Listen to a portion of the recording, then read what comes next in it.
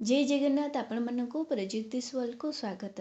राखी बंधन कि रक्षाबंधन जहाँकि भाई आ गोटे भौणीर प्रेमर प्रतीक, गोटे पवित्र भल संपर्क होउची राखी बंधन। गोटे भाई ता भौणी की प्रमिस करे जे मु कौनसी भी परिस्थिति रे सुख हो दुख हो जिते असुविधा हो मु तते सबु परिस्थिति रे तो साथ रे रहिबी, तो सहित रहिबी। सेई वचनर संपर्क होची राखी बंधन। राखी बंधन र गोटे अमूल्य संपर्क गोटे भाई आ भौणी भितरे। आउ सेई राखी बंधन सबु वर्ष श्रावण मासर शुक्ल पक्षर पूर्णिमा तिथि रे पालन करा जाए। ଯେଉଁ ଦିନ ଭଉଣୀ ନିଜ ଭାଇ ହାତରେ ରାକ୍ଷୀ ବାନ୍ଧିବା ସହିତ ଭାଇର ଦୀର୍ଘାୟୁ କାମନା କରେ ଓ ଭାଇର ସବୁ କାମ କେମିତି ସଫଳ ହଉ ତାକୁ ମଧ୍ୟ କାମନା କରେ। ତା ପ୍ରତିବଦଳରେ ଭାଇ ନିଜ ଭଉଣୀକି ରକ୍ଷା କରିବାର ବଚନ ଦେଇଥାଏ। ଏଇ ପବିତ୍ର ଦିବସରେ କେବେ ଅଛି ରାକ୍ଷୀ ବନ୍ଧନ, ଏଇ ପବିତ୍ର ଦିନଟି କେବେ ପାଳନ କରାଯିବ, ତାର ଶୁଭ ମୁହୂର୍ତ୍ତ କ'ଣ, ରାକ୍ଷୀ ବନ୍ଧନର ତାରିଖ କ'ଣ, ତାର ମହତ୍ଵ କ'ଣ, ଭଦ୍ରାର ସାୟା କ'ଣ ରହିଛି, ଚାଲନ୍ତୁ ଜାଣିବା ଏଇ ଭିଡ଼ିଓରେ। ରକ୍ଷାବନ୍ଧନ କି ରାକ୍ଷୀ ବନ୍ଧନ, ତା ଏଇ ଶବ୍ଦର ଅର୍ଥ ହେଉଛି ସୁରକ୍ଷାର ବନ୍ଧନ। ସୁରକ୍ଷା ମାନେ ଗୋଟେ ଭାଇ ତା ଭଉଣୀକି କହୁଛି ହଁ ମୁଁ ତତେ ସୁରକ୍ଷା ଦେବି। ସେଇ ସୁରକ୍ଷାକୁ ବାନ୍ଧି ରଖୁଛି ରାକ୍ଷୀ ବନ୍ଧନ। ଏହି ଦିନ ଭଉଣୀ ନିଜ ଭାଇ ହାତରେ ରାକ୍ଷୀ ବାନ୍ଧିଥାଏ। ତା ସହିତ ତାର ଆୟୁ କେମିତି ବହୁତ ଲମ୍ବା ହବ, ତାର ଭାଇର ସମୃଦ୍ଧି କେମିତି ବହୁତ ବଢ଼ିବ, କେମିତି କ'ଣ ଭାଇ ବହୁତ ଉପରକୁ ଯିବ, ବହୁତ ତାର ନାଁ ହବ, ତାର ସବୁ କିଛି ଭାଇର ଭଲ ହବ, ସେଇ କଥା ମନାସି କରି ତା ହାତରେ ରାକ୍ଷୀ ବାନ୍ଧିଥାଏ। ତା ପ୍ରତିବଦଳରେ ଭାଇ କ'ଣ କରେ, ଭଉଣୀକି ପ୍ରମିସ୍ କରିଥାଏ, ବଚନ ଦେଇଥାଏ ଯେ ମୁଁ ତୋର ଜୀବନ ସାରା ରକ୍ଷା କରିବି, ତୋର ସବୁ ଅସୁବିଧାକୁ ମୁଁ ମୋର ନିଜର କରିବି। ସେଇ ବଚନ ସହିତ କିଛି ଉପହାର ମଧ୍ୟ ସେମାନେ ଦେଇଥାନ୍ତି।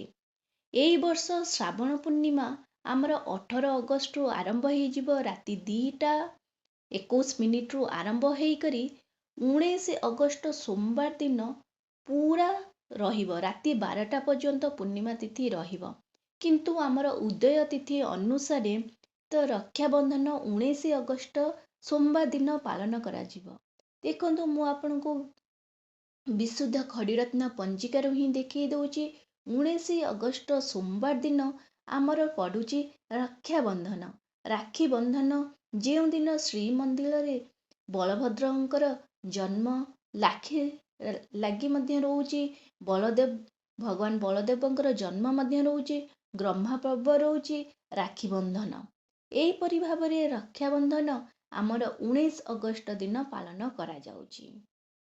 କିନ୍ତୁ ଆମେ ଯଦି ଦେଖିବା ବହୁତ ଭଲରେ ତ ଭଦ୍ରାର ସାୟା କେବେ ରହୁଛି, କାରଣ ଭଦ୍ରା ଯାହାକି ସେ ପାତାଳ ଲୋକରେ ବାସ କରେ, ତ ସେଇ ଯେଉଁ ଭଦ୍ରାର କାଳ ଅଶୁଭ କାଳ ଗୋଟେ ରହୁଛି, ସେଇ ସମୟରେ ଆପଣ ରାକ୍ଷୀ ବାନ୍ଧିଲେ ଆପଣଙ୍କର ଭାଇ ଉପରେ ବିପତ୍ତି ଆସେ, ଆପଣଙ୍କ ଭାଇର ଆୟୁଷ କମେ, ତାର ଐଶ୍ୱର୍ଯ୍ୟରେ କମ ହୁଏ, ସବୁ କିଛି ଖରାପ ଚାଲେ।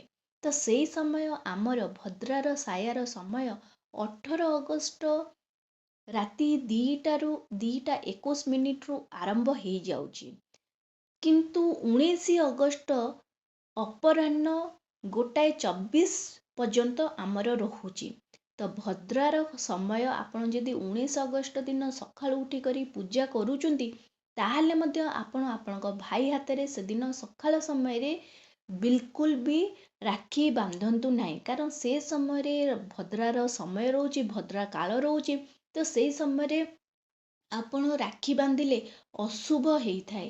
ଶୁଭର ପ୍ରତୀକ ନୁହେଁ ଯେ ଆପଣ ସକାଳ ସମୟରେ ରାକ୍ଷୀ ବାନ୍ଧିବା। ତ 19 ଅଗଷ୍ଟ 1:24 ପର୍ଯ୍ୟନ୍ତ ଆପଣ ରାକ୍ଷୀ ବାନ୍ଧିବେ ନାହିଁ। କେତେବେଳେ ଶୁଭ ମୁହୂର୍ତ୍ତ ଅଛି, ତ 19 ଅଗଷ୍ଟ ସୋମବାର ଦିନ 1:24 ଆପଣ 6:25 ପର୍ଯ୍ୟନ୍ତ ଭଲ ସମୟ ରହୁଛି। ତ ସେଇ ସମୟ ମଧ୍ୟରେ ଆପଣ ରାକ୍ଷୀ ବାନ୍ଧି ପାରିବେ। ତ ଏଇ ସମୟ ଭିତରେ ମାନେ 19 ଅଗଷ୍ଟ ସୋମବାର ଅପରାହ୍ନ 1:24 ନେଇକରି ସନ୍ଧ୍ୟା 6:25 ପର୍ଯ୍ୟନ୍ତ ଆପଣ ରକ୍ଷାସୂତ୍ର ବାନ୍ଧି ପାରିବେ।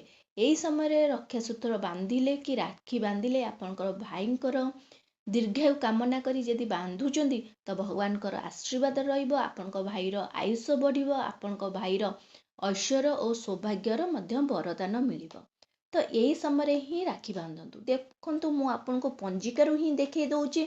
ତ ଏଠି ଦେଖନ୍ତୁ ଶୁଭବେଳା ଦେଇଛି ସୂର୍ଯ୍ୟୋଦୟରୁ ସକାଳ 7:09 ଭିତରେ, ତାପରେ 10:21ରୁ 12:45 ଭିତରେ, ତାପରେ ସନ୍ଧ୍ୟା ପରେ ଆପଣଙ୍କର ଅଛି 6:53, 9:17 ପର୍ଯ୍ୟନ୍ତ।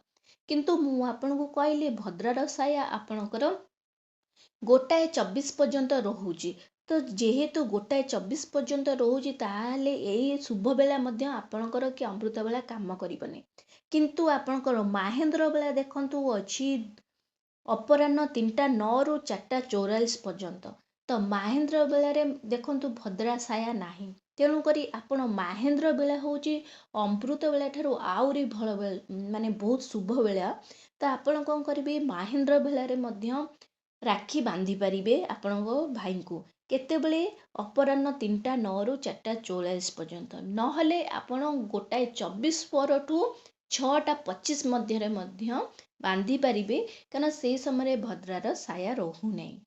ତ ଏଇପରି ଭାବରେ ମୁଁ ଆପଣଙ୍କୁ ସମୟ କହିଦେଲି। ତା ସହିତ ଦେଖନ୍ତୁ ମୁଁ ଆଉ କିଛି ଜିନିଷ କହିଦେଉଛି। ସେଦିନ ଯେହେତୁ ଭଗବାନ ବଳଭଦ୍ରଙ୍କର ଜନ୍ମ ଅଛି, ତ ସେଦିନ ବହୁତ ବଡ଼ ଦିନଟିଏ, ସେଥିପାଇଁ ଆପଣ ସେଦିନ ଆମିଷ ଭକ୍ଷଣ କରିବେନି। ଆମିଷ କି ପିଆଜ ରସୁଣ ଏହିପରି ଭାବରେ କିଛି ଖାଇବେ ନାହିଁ। ଦେଖନ୍ତୁ ଏଠି ବି ମଧ୍ୟ ଲେଖା ହେଇଛି ଅଦ୍ୟ ପୂର୍ଣ୍ଣିମାର ଚନ୍ଦ୍ରୋପବାସ ପୂଜା ଓ ଅର୍ଘ୍ୟଦାନ। ଆପଣ ପୂର୍ଣ୍ଣିମା ତିଥି ଯୋଗୁଁ ଆପଣ ଚନ୍ଦ୍ରଦେବଙ୍କୁ ମଧ୍ୟ ପୂଜା କରିପାରିବେ, ଆପଣଙ୍କୁ ଅର୍ଘ୍ୟ ଦାନ କରିପାରିବେ। ତାପରେ ଶ୍ରାବଣ ପୂର୍ଣ୍ଣିମା ମଧ୍ୟ ସେଇଦିନ, ତାପରେ ଶେଷ ଶ୍ରାବଣ ମାସର ଶେଷ ସୋମବାର ମଧ୍ୟ ସେଇଦିନ।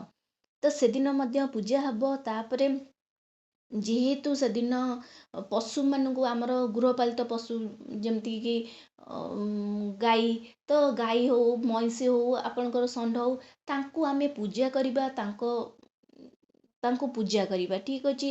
ତାଙ୍କୁ ଆମେ ଯାହା ଖାଇବାକୁ ଦେଉଛେ ଖାଇବାକୁ ଦେବା, ଏମିତି କରିବା। ତାପରେ ଦେଖନ୍ତୁ ଏଠି ମଧ୍ୟ ଲେଖା ହେଇଛି ଅତ୍ର ମଧ୍ୟାହ୍ନସ୍ୟ କର୍ମକାଳତ୍ୟ ସ୍ଫୁଟଃ ଅଦ୍ୟ ରକ୍ଷାବନ୍ଧନ ତତ ଅପରାହ୍ନ ସମୟ ରକ୍ଷା ପଟ୍ଟଳିକା ଶୁଭାଃ। ଦେଖନ୍ତୁ ମୁଁ ଆପଣଙ୍କୁ ମାନେ ପୁରା ପଞ୍ଜିକାରୁ ହିଁ ଦେଖେଇ ଦେଉଛି। ଲେଖା ହେଇଛି ମଧ୍ୟାହ୍ନ କାଳରେ ହିଁ କର୍ମ କରିବା ବହୁତ ଶୁଭ ସେଇ ଦିନ ପାଇଁ।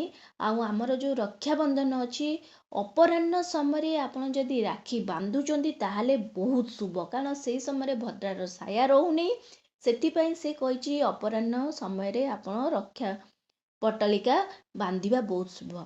ତା ସହିତ ଦେଖନ୍ତୁ ମୁଁ ଆପଣଙ୍କୁ ଭିଡ଼ିଓରେ ମଧ୍ୟ ଦେଖେଇ ଦେଉଛି ରକ୍ଷାବନ୍ଧନ କ'ଣ ମନ୍ତ୍ର ରହିଛି। ଆପଣ ନିଜେ ବି ପଢ଼ିପାରୁଥିବେ। ମୁଁ ଗାର ଦେଇଦେଇଛି ରେଡ୍ କଲର୍ ପେନ୍ରେ, ଆପଣ ନିଜେ ପଢ଼ିପାରୁଛନ୍ତି କ'ଣ ଲେଖା ହେଇଛି।